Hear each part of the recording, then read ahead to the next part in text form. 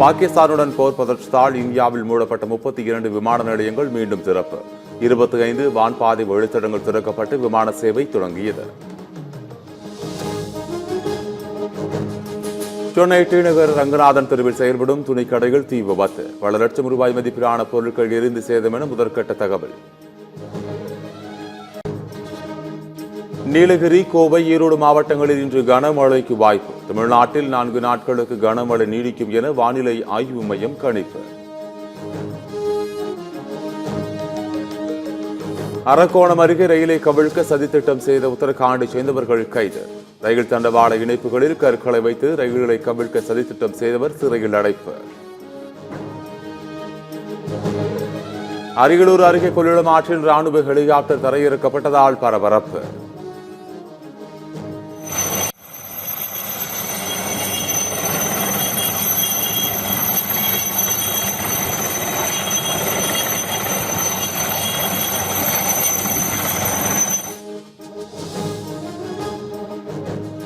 தஞ்சை ராணுவ மையத்திலிருந்து வந்த ஹெலிகாப்டர் பயிற்சி மேற்கொள்ள தரையிறங்கியதாக தகவல்.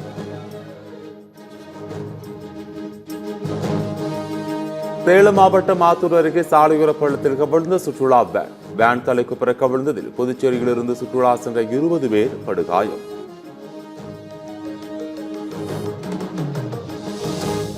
தமிழ்நாட்டில் சட்டப்படிப்புக்கான விண்ணப்ப பதிவு தொடங்கியது. இணையதளம் வாயிலாக விண்ணப்பிக்கலாம் என டாக்டர் அம்பேத்கர் சட்ட பல்கலைக்கழகம் அறிவிப்பு.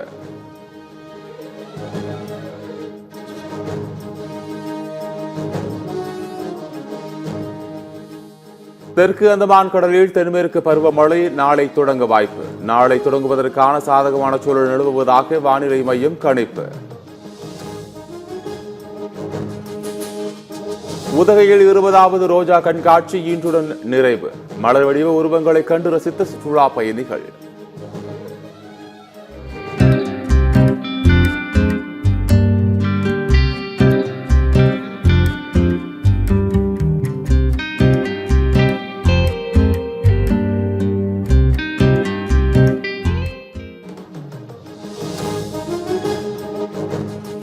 பாகிஸ்தான் பங்குச்சந்தை குறியீட்டு எண்கள் 9 விழுக்காடு உயர்வு. இரு நாடுகளுக்கிடையே மோதல் முடிவுக்கு வந்ததால் பங்குகள் விலை அதிகரிப்பு. முதலீட்டாளர்கள் மகிழ்ச்சி. ஆபரண தங்கம் விலை சவரனுக்கு 1320 ரூபாய் குறைந்தது.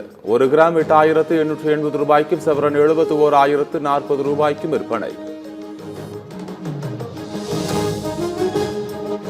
இந்தியா பாகிஸ்தான் சண்டை நிறுத்தம். அமெரிக்கா சீனா வர்த்தக ஒப்பந்தம் எதிரொலி. இந்திய பங்குச்சந்தையில் உயர்வால் முதலீட்டாளர்களுக்கு 11 லட்சம் கோடி ரூபாய் லாபம்.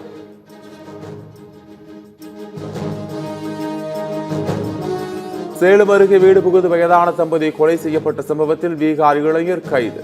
கடன் தொல்லையால் நகைக்காக இருவரையும் கொன்றதாக வாக்குமூலம். சட்ட ஒழுங்கை சீரழிக்கும் வகையில் சமூக வலைதளங்களில் பதிவிட்டால் சமரசம் இல்லாமல் நடவடிக்கை பாயும். சாதி ரீதியாக போட்டால் கைது செய்யப்படுவீர்கள் என நெல்லை காவல்துறை எச்சரிக்கை.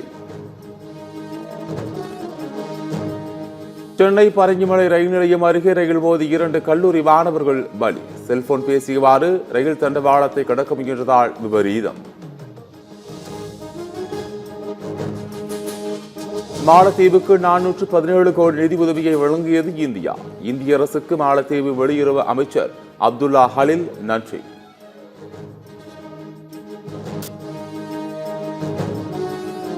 துருக்கிகள் வரும் 15ஆம் தேதி உக்ரைனுடன் ரஷ்யா நேரடி பேச்சுவார்த்தை. நிபந்தனையின்றி போரை நிறுத்த ரஷ்யா ஒப்புக்கொள்ள வேண்டும் என ஐரோப்பிய தலைவர்கள் வலியுறுத்தல்.